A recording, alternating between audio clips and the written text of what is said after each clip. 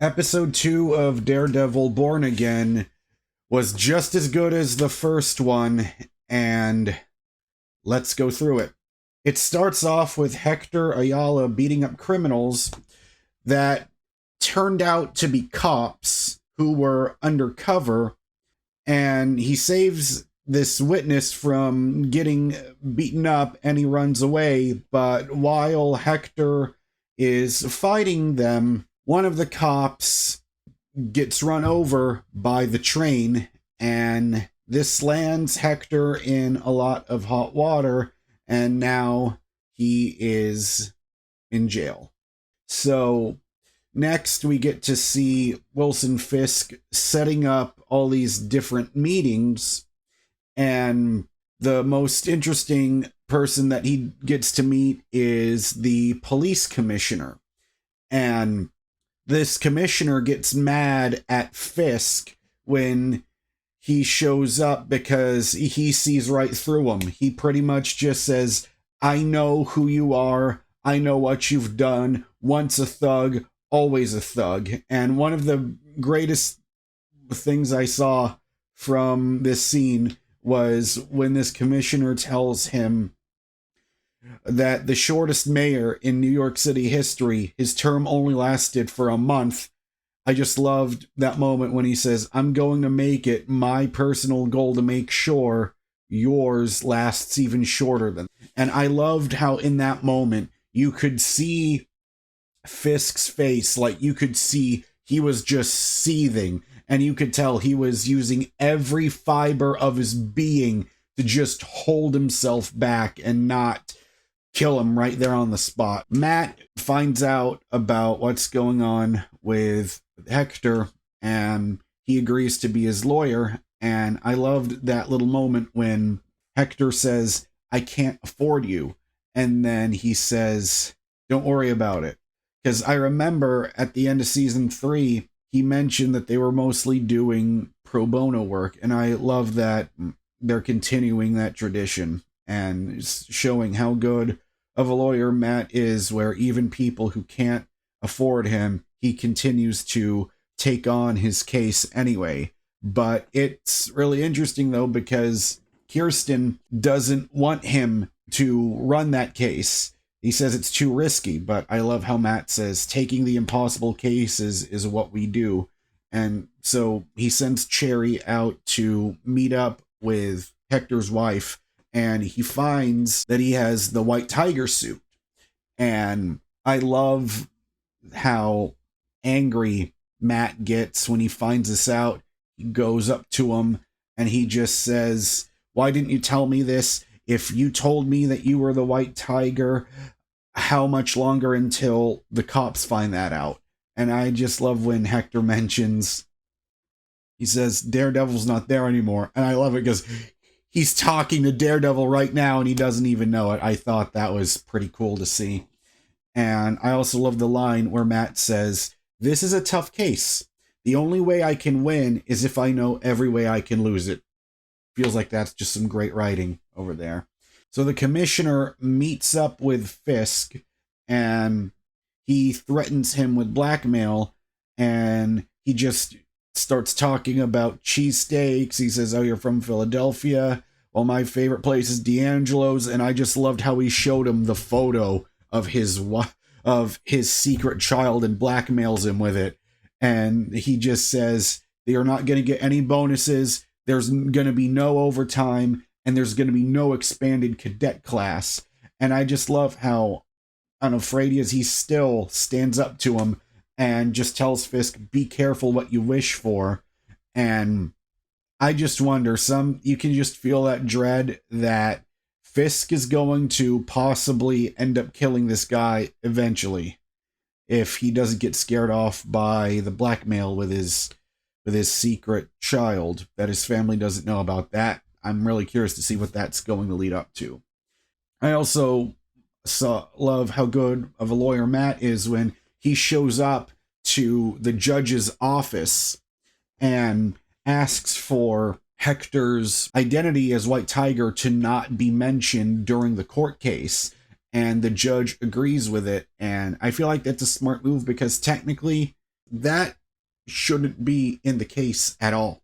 I love how Matt continued to fight for it, and it was so crazy how the DA was just saying this is bullshit, but I'm glad to see Matt finally get a one-up, because you can tell this DA, they call him Hawk, you can tell he's gonna be a real stubborn piece of shit to deal with. And the other detail in this episode that I thought was fascinating was Helen is now Fisk and Vanessa's marriage counselor. And it's an odd feeling to watch that, because I like seeing him go through marriage counseling, because you want Fisk and Vanessa to stay together, because you know that if Vanessa ends up leaving, that's going to end up turning him into a rage mode that I don't want to see at all. Because Fisk is already a scary individual, but if Vanessa ends up divorcing him, that's going to be hell on earth for everyone in New York. The ending of this episode went out with a bang. Matt tries to find the witness's apartment, and he follows the cops over there, and he goes in there and tells him, Nikki, you gotta leave. You have to leave no matter what right now. You've got 20 seconds. And says, I don't know what the hell's going on. And I just love what he says, you gotta get out of here. And so he arranges for him to meet up with Cherry, and Cherry can take him to a safe place. And I'm glad that that guy wasn't an idiot and he just did what Matt said and just left. And I just loved how Matt just stood there confidently with his walking stick, and he just tells him, if you're looking for the witness, he's not here. And at first you could tell that Matt was ready to just get beat up by those dirty cops. And the thing that was so crazy is you could see one of the cops had a tattoo of the Punisher on his wrist. And well, it was like right over here. And the thing that's so crazy to me is, I know Frank wouldn't approve of it. It's like they're taking the Punisher's message. They're taking the Punisher and using him as inspiration in the wrong way. And something tells me that if Frank ends up hearing about these dirty cops getting involved and with White Tiger and something, I could tell Frank is just going to go ballistic over these cops. But I would love eventually, if things go well for White Tiger, which fingers crossed they do, I'm not sure yet, but I'm really hoping that if things go well for White Tiger, they end up winning the case. I would love to see, a whole triple team up between Daredevil, Punisher, and White Tiger. That would be pretty damn cool to see.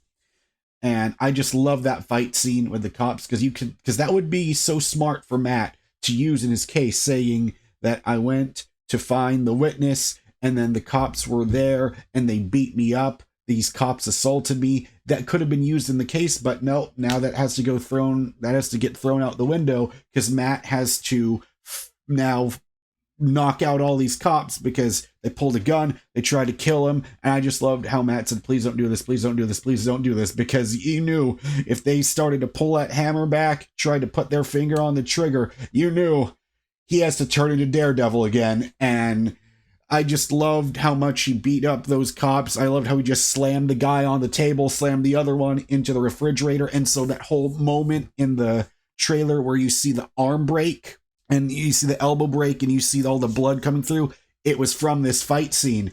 And I don't know what it is, but there's just something about episode 2 of every season of Daredevil has an amazing fight scene, and this is no exception, is seeing the fight in this witness's apartment.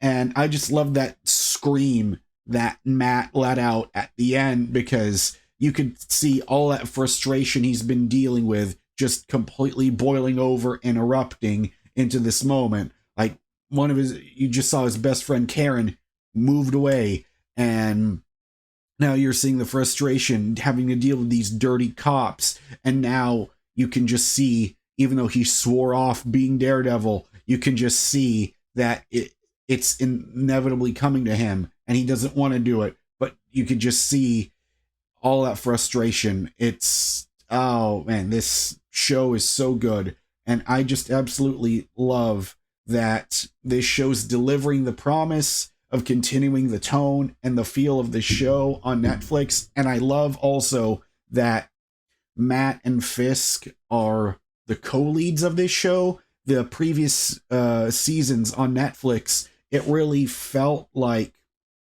it was Daredevil's show, and everything was done through Matt's point of view. But I love how you can tell there's parallels. It feels like both Matt and Fisk are getting equal screen time. And I love that they're just showing this in parallel, and then their paths cross occasionally, like when they eventually met up in the diner, and then again when Helen had to sign up to be Fisk's and Vanessa's marriage counselor. I'm just really curious as to what will happen when their paths cross again. It's, the stakes are getting raised. We're only in episode 2, and I'm already just so excited, and I cannot wait for episode 3.